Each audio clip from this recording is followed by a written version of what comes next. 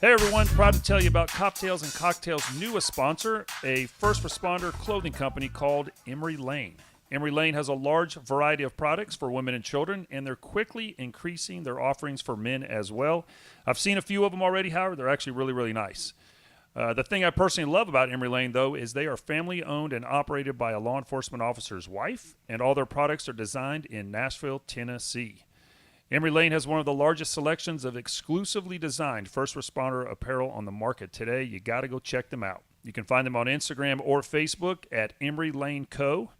and use promo code STICKS for 20% off your next order. That's promo code STICKS. That's STICKS. It's not spelled like the rock band. For 20% off your next order at Emery Lane Co. EMORYLANECO.com. Yeah, and they do have men's stuff because I ordered a shirt. They do. Actually, they sent me a few items. I just got them in literally today. No lie. Yeah. Well, you didn't bring us one, so. I opened it before I rushed up here to do this. And speaking of new shirts. Yeah, we got some new shirts. For those of you guys watching it here on YouTube, I'm wearing a shirt that Howard had never even heard the term. No, because I'm not a cop. He's not a cop, as his shirt says. He's definitely not a street gangster because my shirt says one time, which our guest today will know what that means. But proud to have the guy we have on here. Yeah. Actually followed this guy for quite a while on social media. I have a pretty decent social media footprint, I guess, and this guy just blows mine out of the water. I think on Instagram he's in the mid 300,000 followers. YouTube, he's somewhere up around like 500,000. See what pretty people get, man? That's exactly it. I know. When you're attractive and you have a really fashionable hairstyle like our guest, he also has the same hair that I have, so that really we go well together. But you keep yours under a hat at all times. I do most of the time. That's because I get sunburned. Because it's bald. It is bald. Our guy that we have on here today, he, like myself, has recently retired, left the profession, and is pursuing other things, but still keeping in touch with the law enforcement world. The guy posts hilarious videos on all of his social media platforms, but he also gets into some of the things that are going on in the country as far as law enforcement and does some serious stuff as well. But what do we like to do here on Coptales and Cocktails? We like to have drinks, and we don't like to have Crown products as a general rule, any flavoring of them. We don't like the apple. We don't like the peach. We don't like the snow cone flavored. We don't like the dirt flavored one. We don't like any of the Crowns. But we do like whiskey. There's not much of a difference between all of them. I think they come out of all the same batch, really. We do like whiskey. Our guest today likes whiskey, so I hope he's come prepared with one. But we try to pick a drink, whether it's a beer, a cocktail, a bourbon, a whiskey, whatever we're going to do, to tie it to our guest. Yeah. And we have done that today. We have. And you actually picked this one. Because I'm quick like that. So what we have today is just a not even expensive bottle. Oh, it's a good one, though. It's made by our friends down at Lux Row. They're in Bardstown. It is. They make some fine corn liquor. Howard and I actually had a pleasure stopping by there last year. We actually stopped by the distillery on a boys' trip from New York back to Tulsa, and we did pop into Lux Row. They were actually very great to us. They were big-time pro-police people. And we picked up a few different things. We did not pick this up there. This came out relatively new. And this is a Ezra Brooks 99. And Howard, why did we pick this one? Well, because both of you have recently retired from the profession of being police officers, so I thought it would be fitting to say that you guys have 99 problems, but being a cop ain't one. Damn right. That's right. You get to move into the civilian life like I am. Or I guess I'm not a civilian. I actually still work in nursing, so. You do. That's a different kind of profession. But our guest we have today, he's sitting here patiently waiting to jump into his drink as well, is the famous Mike the Cop, rocking his Black Rifle Coffee Company shirt. I love it, man. Thanks for being on. Yeah, there you go. What's up, guys? So glad to have you. Going into the belly of the beast here, the society and culture of rankings. You guys are killing it, man. I'm trying to catch you. I have honestly, man. I'm kind of scared that you're in here. That you're in.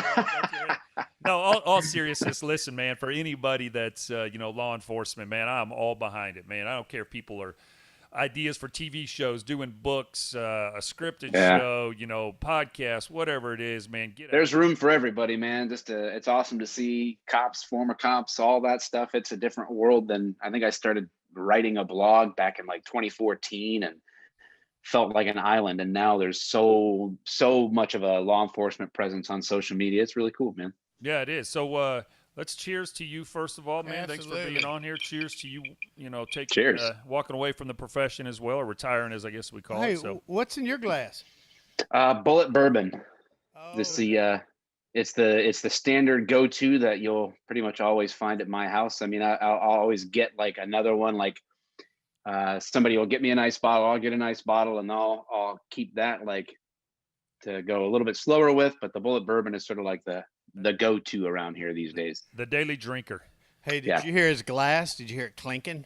Yeah, I heard those ice cubes. He likes ice cubes like I do. Sean thinks he's gotten all bougie with his bourbon drinking. It really depends. It just depends on the bourbon, Like there's every new bourbon, for those of you out there that are like you haven't experienced the world of good bourbon, you got to start neat. That's fine. You have to start everything neat, and then you try it with a cube, then you try it with a little splash of water. See what brings out the flavors of that bourbon, And Bullet with a little bit of ice cube in it is a little bit sweeter. I like it. Hey, but don't put Coke in it. No. That's what Chad ate. Oh, no. You don't ruin a good bourbon that way. No, absolutely. Yeah, if you're paying over $40 for a bottle, you should not mix it with Coke. No. Hey, we actually put some Coke in some Apple Crown, and it tasted horrible. It ruined the Coke. It ruined the Coke. Yeah, we threw my father-in-law is he does Apple Crown and 7-Up. That's his thing or something like that. Wow. I think isn't that a variation of a Shirley Temple? I couldn't tell you. I don't know. I think it kind of sounds like that. So, Mike, how'd you get into being a cop? What brought you to the Thin Blue Line? Man, it was one of those things where I grew up around some first responders, like all the way back to being a little kid. My dad, I was in Illinois in Champaign-Urbana when I was little, and my dad was a dispatcher for the fire department. And so I was kind of like around first responders for pretty much my whole life. And then my brother became a cop, watched him, how he enjoyed it. And I was more like entrepreneur. I started my family really young. When I got married when I was 19, started having kids. And so I was just focused on growing my businesses and doing different things like that. And it was always in the back of my mind that I had this interest in law enforcement, but such as life when you have responsibilities and you can't just dump it all to go to the police academy and take pay cuts and all that stuff. So eventually I said there was the economic downturn. One of my businesses was taking a good hit. I'm like, you know what, maybe now's a great time to pursue that and give it a shot. And so I did. And I was like, oh, I think my personality fits with it. I don't like boring. So, and then the joke's on me with the amount of paperwork involved. And then, I stepped into the application process for the police academy and getting the job and went through that whole rigmarole and off I went. Well, how old were you when you entered the academy? 33. You were kind of an old guy going to the academy then, huh? Yeah, not even the oldest in my class, actually. So yeah, there's a few other dudes older than me, but yeah. Yeah, my academy, I think we had 3 38-year-olds. We had a class of 40 at the time, and I remember one of them, he went in the Army at 18, did a full 20 in the Army. So he got an active duty, retirement, 20-year retirement, walked away, hired right on the police academy, and he's actually still on to this day. And, and I did 20-plus years. So he had a plan, man. He was a financial genius. He's got that double retirement. That's right. Yeah, no kidding. Smart. So when you... Go ahead, Howard. Go right ahead. No, I like talking about cop stuff. I was gonna say, know all about cop stuff, so that's why I'm here, so I can ask the weird cop questions. Well, like Mike was saying, though, I mean, 20 years ago, 10 years ago, 15 years ago, a lot of guys have an interest in law enforcement, want to get into the profession, and you think of job security. Hey, sure. Man, I've got a 25-year career, a 35-year career, whatever it's going to be. I'm going to get a paycheck. I'm going to get a pension. I'm going to have medical insurance and things like that. And some of the stuff that's going on around the country right now in this past year, man, that has kind of turned a little bit. It's not appealing like it was for sure. Well, you realize, well, I mean, I did. I mean, this is my opinion. I mean, I think like the pension stuff and all that, it's kind of like, it's a little bit of a sham. I mean, you you think it's going to be there, but I watched, I was a union rep for patrol, and I watched the command union, our union. It just kept getting worse and worse and worse. And then the city of Detroit proper, um, this is going a little ways back, but they basically took the people that had the pension and said, "Sorry, we went bankrupt. No more pensions for you guys." And then they ended up working out some deal, but it was like a 20% or 20 something percent reduction in their pension. So I'm like, and that was a factor as sort of like the social media thing was ramping up and other opportunities were coming along for me. And I was kind of like reading the writing on the wall in a lot of ways, at admin wise and all that stuff. I'm like, yeah, I mean, this whole idea of when I was 33, I'm like, hey, if I do 25, I'll be 58. It'll be great. But then I just watch these pensions erode. I watch things happen. I'm like, I'm just putting my hope and trust in a pension that may or may not be there when I'm ready to go. Right. Well, and for our listeners out there, or viewers that are watching this on YouTube, the pension varies from state to state. And not only that, it varies from like what I'm going to use the word branch, I guess, of law enforcement you're in. Like Sure. me as a municipal officer, it's different from the sheriff's department. It's different from the state patrol. We've all got separate ones. Right. Yeah. Most places around here don't even have pensions anymore. It's all 401. That's it. You're on your own. Yeah. Hey, Yeah. well, I don't know all of your history. So what department did you work for? You just mentioned Detroit. Detroit's Yeah, a pretty I big worked for place. a couple different agencies that were bordering jurisdictions to Detroit, like that area. So yeah, I didn't work for Detroit proper, thank God. So did you work in? So you worked outside Detroit. You worked like on 8 Mile, no M&M, any of that stuff. No, I did. My first gig was on 8 Mile. That's right about where I worked. and that goes all the way down to Novi, doesn't it? Yeah, 8 Mile it stretches the whole length of like the Detroit area. That's like the dividing line between counties. So like Wayne County, where Detroit is, and then into the next county north. So 8 Mile is the county line, right? Yes. Yeah. Gotcha.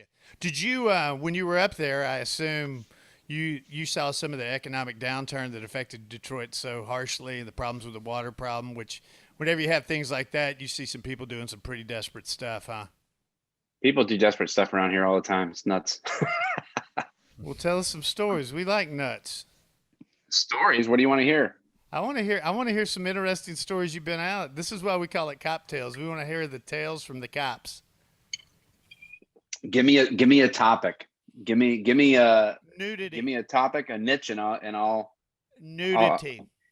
nudity. Well, first of all, a lot of people die when they're nude. Oh yeah, it's cold up there. It's hot down here. We don't. Okay, cool. I, I was like pretty early in my career. I was like, why are they always freaking naked? And why is it always 5:30 in the morning? Right before I'm about ready to go home. This is terrible. That actually one of the closest times, and there was a handful of times probably that I looking back, I could have probably been justified to shoot someone, was a naked dude in a front yard.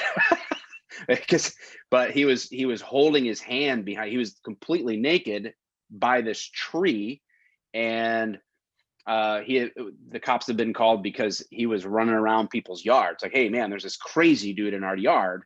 So it's like, whatever, 3 a.m, and he's standing like half behind a tree and has one hand behind his back, and he's yelling at me, and I'm waiting for the cavalry here. I'm trying to kind of like do what I can do while I'm waiting for everyone else to show up and deal with this idiot. But he kept saying, "You're gonna have to shoot me. You're gonna have to kill me. You're gonna have to kill me."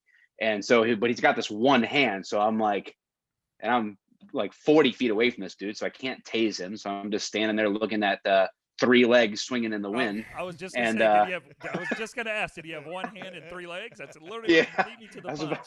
about it. It was concealing what was behind his back, so I couldn't even I couldn't peek through Like to R2, see. Rifle. like R2D2, a little tripod up there fighting. Yeah. So yeah, fortunately, when another car arrived, they were able to see that he literally just had nothing in his hand. So then the tackling of the naked dude ensued, and the fun. Then you got to like use the third leg as a lever for compliance. It gets complicated, but Did you put it in an arm bar? I mean, I know you've gotten it. Like I said, I've followed you in a while, and I know you're in yeah. jiu-jitsu It's now, so they call it a D bar, but everybody can do the Wow. math on that. Looked like a Roman statue, didn't it? Two naked men fighting. Did you oil up before you wrestled him? I always oil up before you go out on Yeah, patrol. well, It's just, yeah. You have to, right? Hey, Sean's got a kind of interesting. What was that Warhammer? Oh, dude. Okay. We had a search warrant that we were running just, maybe 2 years ago. We had a shooting suspect. Guy had just gotten out of prison, I think on another like firearm-related charge. And he had seen his ex-girlfriend with a new dude and saw him out in a parking lot and shot their car up. So we had Of course. Why wouldn't you? Yeah, I mean, it's a Friday night, Tuesday night in Tulsa. But you had a cooperating victim. So we figured out where this guy stayed at, where he lived at. He had an apartment, get a search warrant for the place. We get a key from the management there. That way, they didn't want us breaking their door down. And it's a little less paperwork for me as a supervisor. So we go up there, do our knock and announce, and we get no answer. Knock, boom, boom, boom, again, no answer. Boom, boom, boom, again, no answer. And this is maybe 9 o'clock in the morning. So we use the key to open up the door. It's a little one-bedroom apartment. And we, make some more announcements. And if you can visualize this, it's a small one-bedroom apartment. You walk in, to the right's the living room, basically. Kitchen's to the left. Bedroom straight ahead. I mean, with a small bathroom. One of the guys on my team, he's got the ballistic shield up at the front. We're kind of all stacked up behind it. Second guy's kind of leaning around with a rifle type of deal. And all of a sudden, the guy in the front, his name's Tyler Cox. Literally, No pun no pun intended, COX. All I hear is, he's got a goddamn Warhammer. That's all we hear. And then we hear him, let me stop there. First he says, put your hands up, he says, put your hands up. And then he just goes, he's got a goddamn Warhammer. So we're just standing there. We can't see it. We're stacked out. So we start giving the guy commands to move out to the right so he can come back and we can take him into custody. This guy's like 25 years old, and I think he was like 5'7", 135 pounds.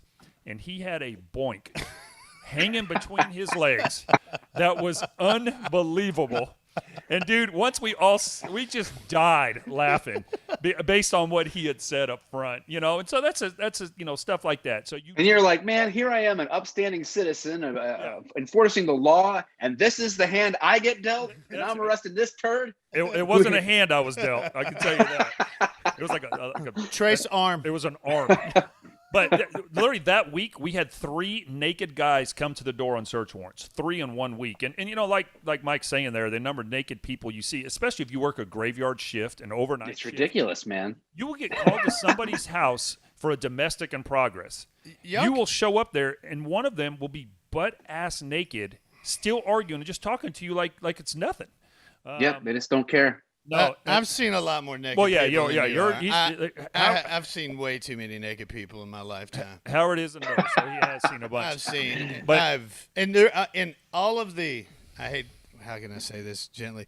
There would maybe be 2 people that were my patients that I was like, oh my goodness, right, when they were naked. Well, that's just it. Like when you're seeing all the naked people, it's usually not. It's just not what you wish you were seeing naked. Hell no. Right. No, I mean. Hey, and I'll say this. I worked 1 year early in my career. It's called our Major Crimes Homicide Unit. And so you respond to every unnatural death. So suicide, homicide, fatality, car accidents, small plane crash that we had, you name it, drownings, whatever it is. You go out there, process the scene and things like that. Well, I worked evening shift, and so the body would be taken to the ME's office, and then the next day, what we had to do was, it was basically our case we worked. You had to go to the ME's office and then fingerprint them for official records.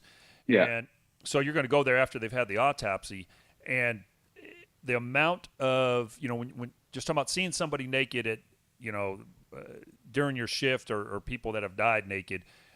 It's rough. It's rough, but I made a point for personal hygiene. Right.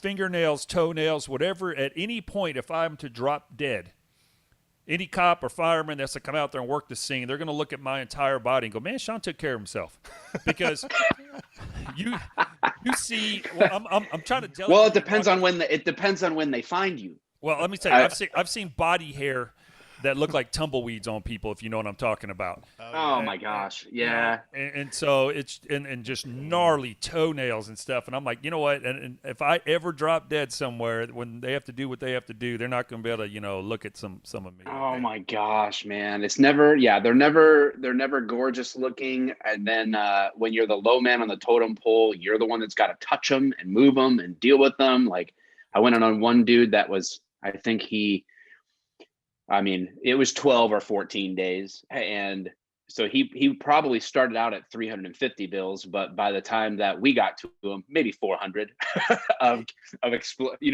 expand. So I went down to I'm clearing the house. So I make sure that I'm waiting for somebody to get there. They get there. So I'm going to clear the rest of the house. I go to the basement and I see like this dripping liquid and I'm like, what the heck? I look up and there's this dark brown stain in the thing. I'm like, oh, and the dots start to connect. I'm like, shit, this guy is on the couch right above this. So of course I have to roll them over and you hope that they don't pop. Sorry, you get him roll over. And then, so basically his face had melted into the couch, which then melted into the floor. And I'm like, and of course my lieutenant's like, here's the camera. We need photos closer. You got to get closer. I'm like, oh my gosh. Listen, I don't know how hot it gets up there in Michigan, but during that time we had, not the war story, but we had one that was maybe end of August that had been in a garage apartment with no AC. And same thing. He just had, we hit 100, 105 here in August. And I mean, he had just literally turned to soup. It's and by not meaning any means making light, but the human body is it is a piece of meat. Similar to like the animals you see on the side of the road when they get hit by a car. Man, it's how fast we deteriorate. Hey, but this is something that the public doesn't think about. I mean, they know people die. They know people die of natural causes. They know people do die in their home. You guys go and do what do they call them, wellness checks? Yeah. You'll get a call of whether it's a family member out of state, somebody local. Somebody, that just, having a fight with their girlfriend makes a suicidal statement to their girlfriend. I'm going to kill myself tonight since you left me. Yeah. And then she can't get a hold of them. And we get those calls to go over there and check on them. Yeah. And you end up finding these dead bodies, which, I mean, that alone's kind of, I mean, I've dealt with lots of dead people, of course, and it's tough. I mean, just no one really likes seeing somebody not alive. I remember talking to somebody at a funeral for whatever. Obviously we knew somebody in common that had passed away, and they're like, man, this is the first time I've ever, I think they're in their 30s, right? And they're like, this is the first time I've ever seen a dead body, and I'm like, oh my gosh. I was like, this is like a not daily, but I mean weekly easily for 11 years or whatever. Yeah, and it is, and it's for the whole wide range of reasons. I mean, it's you do, and it's and that's tough. Then you have to get out there, and obviously you've got families that are upset and things like that. So it's a tough deal.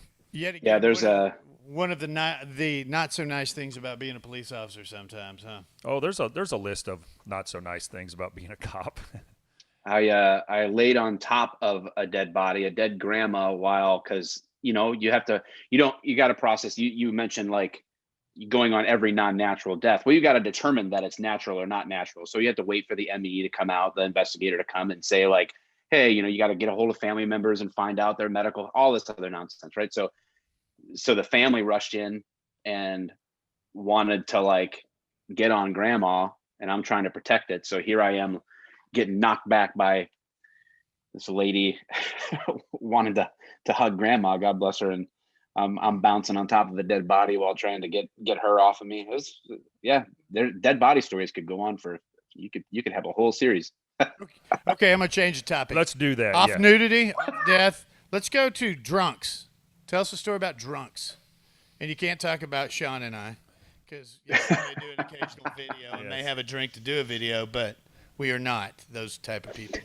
My one of my favorite drunk stories involves nurses becoming my hero. So you ready for this? Yeah. Just gonna blow that ego of Howard's up more. Go. That's right. I'm in Heck 5 yeah. red today too. Yep. There was a guy that a belligerent drunk, right? Like every step of the way was a battle, a fight, uh, cursing us up and down, fight with us to get out of the car, fight with us when he's getting arrested, fight with us at booking, fight with us everywhere. It was one of those things where it's like, now we got to go do a blood draw. So now we're fighting to get him in the car to go back to the hospital. We go get him there. And the long story short becomes, after hours of dealing with this individual, and then because he's in custody for a felony related to being drunk, I think in this case it was like he had discharged a gun or something. I don't remember what he did. It was felonious, whatever it was. So we're gonna babysit him, and I'm stuck at the hospital all night babysitting this guy, and he had to get cathetered.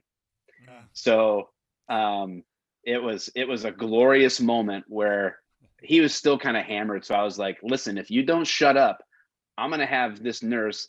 And listen, guys, I'm going to be straight with you. I said whatever the hell I wanted when I was a cop. I had no filter. I had no policies. I just was myself.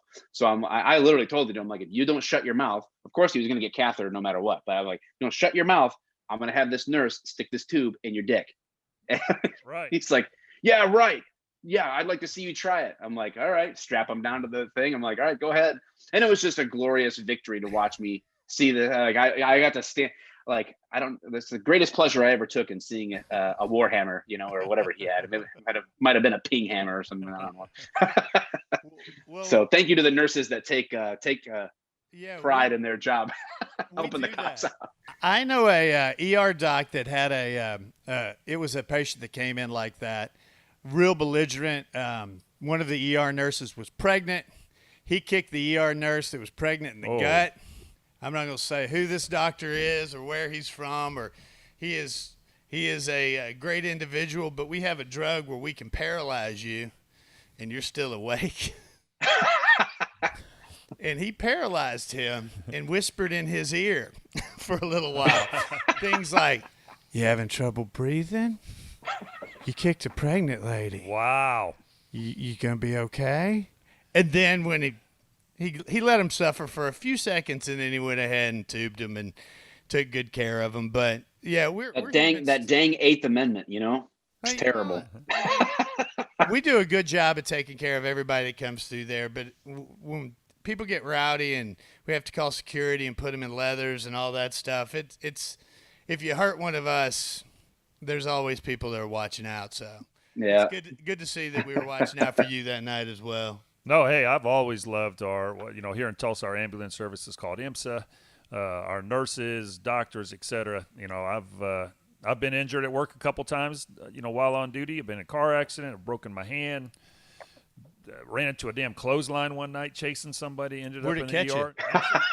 Literally did not hit me in my neck. Luckily, the clothesline was actually hanging. We had a car pursuit with a guy in a stolen car, and he bet out running, and he was running a yard to the north of me with another officer chasing him. I was running, looking at them, working the graveyard shift my second year on, and this cable hit me right across. I ended up having what they called a bruised abdomen wall. I had never even heard of such a thing before, and it was like a cartoon. I mean, it was like I ran, hit this thing, like my arms and legs went forward while my body just made like a You went down faster than McGregor. Dude, that fight, yeah, no kidding.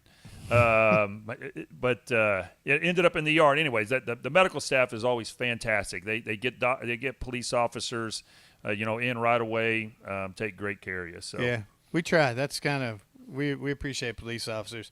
So why did you get off the force after so many years of out there taking care of people and your community?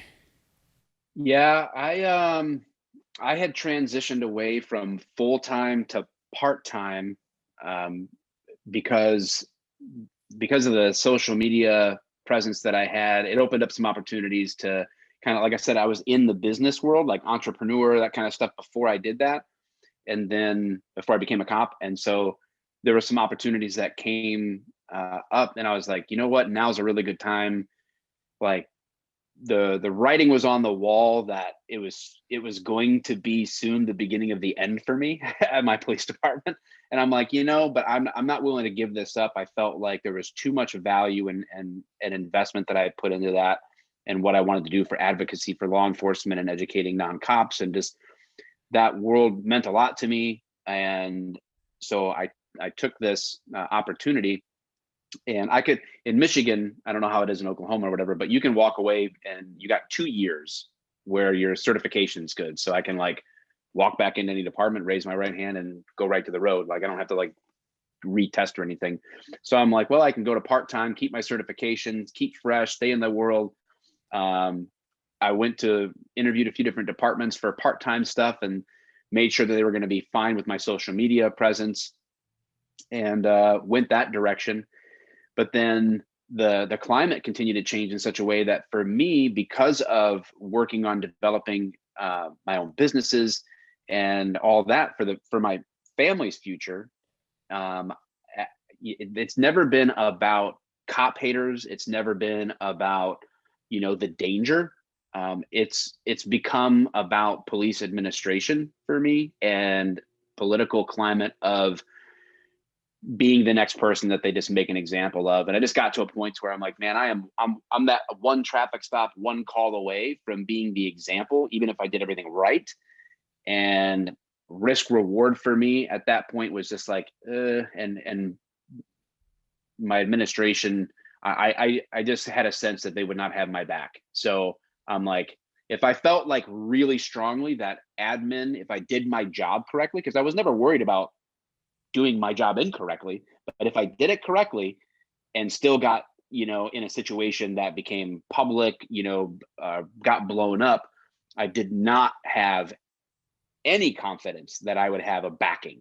And I'm just like, it's not worth risking the future that I've tried to kind of invest in for the future of my family. So I'm like, time to go. Well, it sounds like you kind of went out on your terms, which is always the best way to do anything. But you did some pretty good things. What you said there too is that you spoke to your example of that you wanted to show cops in a real light, and I think you've started something like Humanize the Badge. Is that a foundation that you're associated with? Yep, it's a nonprofit that I was one of the founders with. The other one, she goes by Elizabeth. Her real name's Tristy, but we started that together back in 2015, and so we have that going right now, where when we raise funds and we give grants to cops or non-cops in their community doing cool things. So it's not about us. We're like we have a grant program, people apply, and then we award grants every quarter to them, and we highlight what they're doing. So that's the nonprofit side of that. And then we spun off something else called Call for Backup that we do free training around the country for departments and not just cops. It's all first responders for mental health resilience and stress reduction and suicide prevention, things like that. So we'll go around and do day-long or week-long classes on those topics, and we've got some people with like letters after their names and stuff that aren't me just yapping to help us out with that. Well, that's a serious problem too. Yeah, it is. I mean, you're saying you're doing, grants for people doing cool stuff. What about guys that got like a podcast where maybe one used to be a cop, one's a nurse, and they like to drink? That's pretty cool. Yeah, really we could probably just apply and just, I don't know how much you get. Like, maybe we'll give you one of the $500 grants to supply bourbon for a quarter, for you. But we're doing pretty good on society and culture. You can check us out there.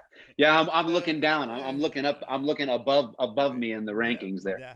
No, that's it at all. But one of the things is there's a phenomenon that we have that's kind of come up with nurses during COVID. A lot of us have been in ICUs and stuff that it's empathy fatigue. So you've empathized so much with all of your patients that you've come to a point where you can't discharge it. And hey, I'm not going to lie. I did a lot of COVID contracts. I saw a lot of people in body bags.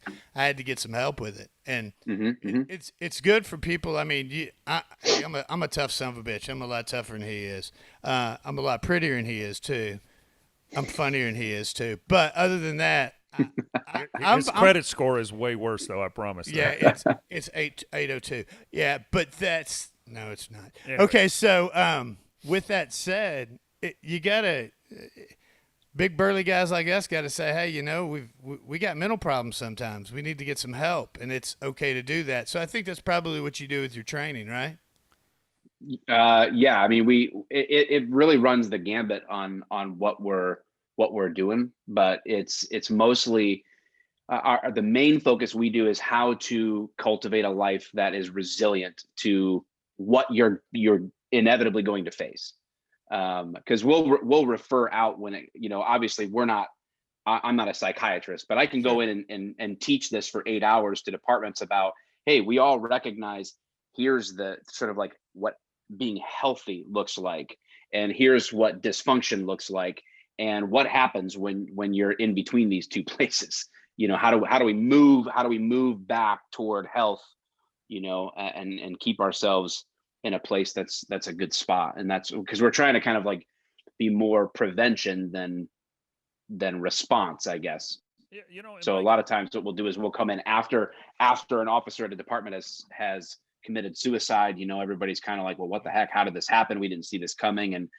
And we try to go in there and not only obviously comfort them and try to boost their support levels and morale a little bit in the face of something terrible like that, but bring a little bit of education along with us. Well, and that's something I've kind of talked about with pretty much everybody I've ever worked with through the years or supervised when I became a supervisor was, man, you can't look at this job as your identity. Oh yeah, you can't. I mean, you just can't. I mean, like I said, you came in here, at 33, so you're a little bit older. You had other stuff going on. You had family going. You had other businesses, things like that. I know you're into jiu-jitsu now and stuff like that. Obviously, the social media stuff you're continuing with. But there's some guys, man, this is all they have. And their only friends are cops. They get together. They want to talk about cop stuff. And, man, for your own mental health, especially if you're in, a decent-sized police department where you're dealing with shit, that you're going to see day in and day out, you have to have some sort of an outlet outside of this job. I don't know how it's hard to teach people that ahead of time. It really is, because I remember in the academy, they were telling us, the senior officers were like, hey, you need to have relationships and friendships outside of the cop world. You need to maintain those things. It's going to be really tempting to just like fall into like your small little circle of people that are just other cops. And it's hard to understand that, because you think, well, of course, why would I not do that? And then all of a sudden you look up a few years later and you're like, oh, I only hang out with my shift or these people. Like I'm only here because you kind of like you start going to parties or you're going to poker and everybody's like, oh, tell me about this. You just like dealt with some murder suicide involving a kid, and they're like, oh, were you on that murder suicide? You on the thing? Like what? And you just like, you know what, man? Yeah, I just want to play poker. Like, and so you gravitate away from being able to maintain like normal relationships. So it's a hard battle, but it's worth fighting to like maintain those relationships, I think, obviously. But that's why we only let one cop in our group, and it's him. You can't have too many of you guys in one place. No, not at all. Right. He's our protection, by the way. We really do. The muscle. He is. With my war cannon. With his war hammer. War hammer. Your squirt gun. That's right. Pew pew. So besides the podcast and your social media, and I've got on your Instagram, you like the funny videos with some commentaries on there. Oh yeah, for sure. Where do you find I've been lazy lately though. I don't know. I don't know, my video intern, I tell him to go find me some stuff. Usually at this point anymore, it's just, I just open up my DMs or my emails and people are sending me, stuff every day. Like, oh, have you seen this or whatever? And if I feel like I can make something funny out of it or add a caption or whatever, Yeah. But I get lazy these days. I haven't been doing as much like sketch comedy stuff. I was just thinking today, I'm like, man, I need to get off my ass and do some sketches here soon. Yeah, Howard gets a lot of stuff in his DMs from other men as well. I do. It's pretty good. They're not, not funny videos and things like that. They are Instagram videos. Up, Warhammer. They are videos. Yeah, like catheter this, baby. That's mine. I do. That's what this hand's for. That's my professional hand. So, I I know that you have a lot of your content too. You talk about the state of policing affairs now. So Yeah. without getting into that and without the trying to polarize people and stuff, you think it's going to come back to the center pretty quick? It's I don't know. I think it's a little. I think it's. I don't ever want to be the back in my day guy, right? Like I think it's easy to do that, to judge history through the lens of the present, but it's kind of like the little bit before our time was the Rodney King situation, right? That whole thing created a shift, I think, for a while, and then Michael Brown situation happened, and that created like a little cultural shift, and then we jumped to last year, George Floyd. So like these things seem to be happening in the media sense a lot more often, closer together. I don't know if that's like a short squeeze and it's just like gonna pop and like be back to normal, or if it's like a longer term path that we're on. For the most part though, the reality is, like I said earlier, it's not the day to day, it's not the people. Like I never had, yeah, of course you got the people that chirp, at you or whatever else, but that's always been that way. People are people in that sense. But 99 out of 100 times you walk into, the convenience store, you're on a traffic stop, or you're on a call, everybody's cool, man. Like, even when you're locking somebody up, you're like, hey man, you turn around, you got to go to jail, man. You did what, X, Y, or Z. All right, man. And then you're talking to them, like, even in those situations, it's almost always just fine. I think what the difference is now is, I think there's a bigger ideological battle happening. Like that's like our country's really divided, and so like you were saying, like you want to polarize people. I mean, I think we're really polarized right now, and I think that sort of like impacts policing because of how it's connected to like local politics or the national scale. So it trickles down to how policing is perceived and practiced. And I don't know, man. I would love to see a greater sense of unity and direction, but I think it's a bigger question than, I think it's beyond policing. I don't think the issue is really with policing. I think what we see in the media when it comes to cops, I think you're looking at symptoms of a bigger problem that. I couldn't agree more. And Mike, unfortunately, we got about 3 or 4 minutes left, but and I think you hit it right on the head. Obviously, things are magnified because of media, because of social media and stuff like that. But the division in the country right now, that if you are, because one side of on the political side is viewed as quote unquote pro police or pro law enforcement or pro law and order, and the other half is maybe not. So it's like for the half that is, they're pro police, so the other half just by political difference being on the other side, they're like, well, therefore we shouldn't support police. If that side does, or they're so vocal about supporting it, therefore we shouldn't. And it's just kind of magnified that division and all kinds of things in life, sure. But even law enforcement. But everybody can agree. We've decided that as a society, regardless of what side you're on, we've made some rules. These are the rules that we all agree to, right? And then we need somebody to kind of make sure these rules are enforced. Yeah, but those rules those rules aren't made by the people that enforce them, but unfortunately, they're the ones that get the brunt of the cause of why they were put into place. Well, and one thing, and then we'll jump in and get out of here, but is we have people that don't want to be held accountable. Sure. Because the rules that are out there apply to everybody, and if police have to enforce them, they don't want to be held accountable for something they've done wrong. So, Mike, Right. anyways, man, we've got just a minute or two. Man, tell everybody where they can find you on the 35,000 different social media things you're doing, your own podcast that you guys just kicked off, and so forth. Yeah, we if you look up Mike the Cop, then you can. The chances are that it's me is probably pretty good, but there is another dude out there that is really mad that I call myself Mike the Cop. He also calls himself Mike the Cop, and so he hates me. But so you might find him, but I commend his stuff to you, whoever he is. But most likely anywhere on the social media stuff, if you look up Mike the Cop, you'll stumble into me. I might have a double mustache in the photo in my profile pic. That's my real double mustache that I had for No Shave November. And yeah, other than that, Failure to Stop podcast, we're chasing you guys hard. I'm like, it's me versus live PD guy, man. I mean, it's like, well, I don't stand a chance. Whatever, my man. You guys, seriously, I've always enjoyed following you, so I think you guys will do just fine. No, I fangirled when I first whether I followed you or you followed me or whatever. I'm like, dude, this is so cool, man. The live PD, they're following me. It's awesome.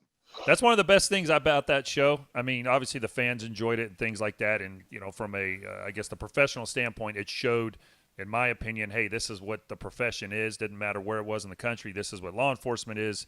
This is what society is acting like out there every single Friday and Saturday night. But it did allow a lot of us in law enforcement to connect with one another across the country, because otherwise, you typically don't talk to anybody else outside of your own jurisdiction or your own shift or squad. Right. A lot of times. Yeah. So it's been great. Well, it's kind of like I hope it comes back. I do too, man. And my fingers are crossed. And, I still keep hearing, hey, there's a strong possibility. So we'll wait and see. I haven't wanted it to come back.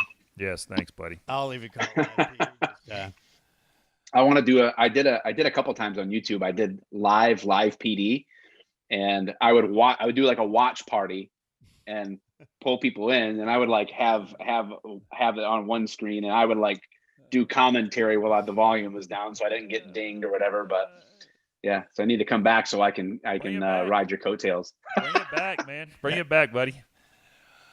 All right, Mike, man, I appreciate you hopping on, man, and having a cocktail with us. So good luck with your guys' podcast, and holler at us. Anything we can do for you, man. And go. I appreciate you guys. Like I said, I'm going to give Black Rifle. I know you got that shirt on, man. They are a big-time pro police coffee group. They are, man. They've done so much good for the law enforcement community, so I definitely promote them everywhere I can. So, yeah, go get it. All right, man. Take care, buddy. Thanks a lot. Thank you.